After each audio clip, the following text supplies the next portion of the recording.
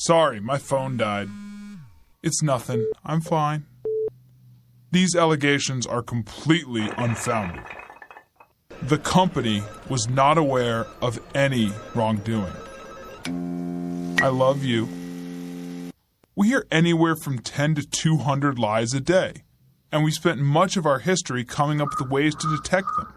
From medieval torture devices to polygraphs, blood pressure and breathing monitors, voice stress analyzers, eye trackers, infrared brain scanners, and even the 400-pound electroencephalogram. But although such tools have worked under certain circumstances, most can be fooled with enough preparation, and none are considered reliable enough to even be admissible in court. But what if the problem is not with the techniques, but the underlying assumption that lying spurs physiological changes? What if we took a more direct approach, using communication science to analyze the lies themselves? On a psychological level, we lie partly to paint a better picture of ourselves, connecting our fantasies to the person we wish we were rather than the person we are. But while our brain is busy dreaming, it's letting plenty of signals slip by. Our conscious mind only controls about 5% of our cognitive function, including communication, while the other 95% occurs beyond our awareness. And according to the literature on reality monitoring, stories based on imagined experiences are qualitatively different from those based on real experiences. This suggests that creating a false story about a personal topic takes work and results in a different pattern of language use.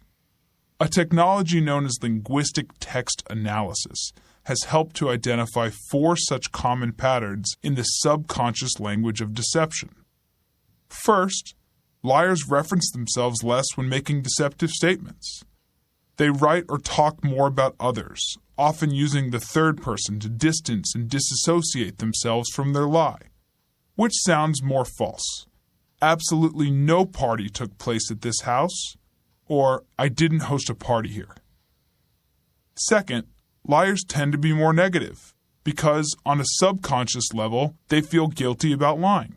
For example, a liar might say something like, "Sorry, my stupid phone battery died. I hate that thing." Third, liars typically explain events in simple terms, since our brains struggle to build a complex lie.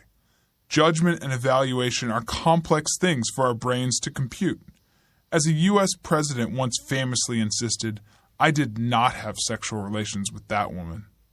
And finally, even though liars keep descriptions simple, they tend to use longer and more convoluted sentence structure, inserting unnecessary words and irrelevant but factual-sounding details in order to pad the lie. Another president confronted with a scandal proclaimed, "I can say categorically that this investigation indicates that no one on the White House staff, no one in this administration presently employed was involved in this very bizarre incident." Let's apply linguistic analysis to some famous examples. Take 7-time Tour de France winner Lance Armstrong. When comparing a 2005 interview in which he had denied taking performance-enhancing drugs to a 2013 interview in which he admitted it, his use of personal pronouns increased by nearly 3/4.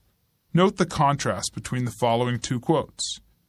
First, "Okay, a guy in a Parisian laboratory opens up your sample, Jean-Francis so-and-so, and he tests it. And then you get a phone call from a newspaper that says, 'We found you to be positive 6 times for EPO.' Second, I lost myself in all of that. I'm sure there would be other people that couldn't handle it, but I certainly couldn't handle it, and I was used to controlling everything in my life. I controlled every outcome in my life." In his denial, Armstrong described a hypothetical situation focused on someone else, removing himself from the situation entirely. In his admission, he owns his statements, delving into his personal emotions and motivations. But the use of personal pronouns is just one indicator of deception. Let's look at another example from former Senator and U.S. presidential candidate John Edwards. "I only know that the apparent father has said publicly that he is the father of the baby. I also have not been engaged in any activity of any description that requested, agreed to, or supported payments of any kind to the woman or to the apparent father of the baby. Not only is that a pretty long-winded way to say, the baby isn't mine, but Edwards never calls the other parties by name, instead saying, that baby, the woman, and the apparent father. Now let's see what he had to say when later admitting paternity. I am Quinn's father. I will do everything in my power to provide her with the love and support she deserves. The statement is short and direct, calling the child by name and addressing his role in her life.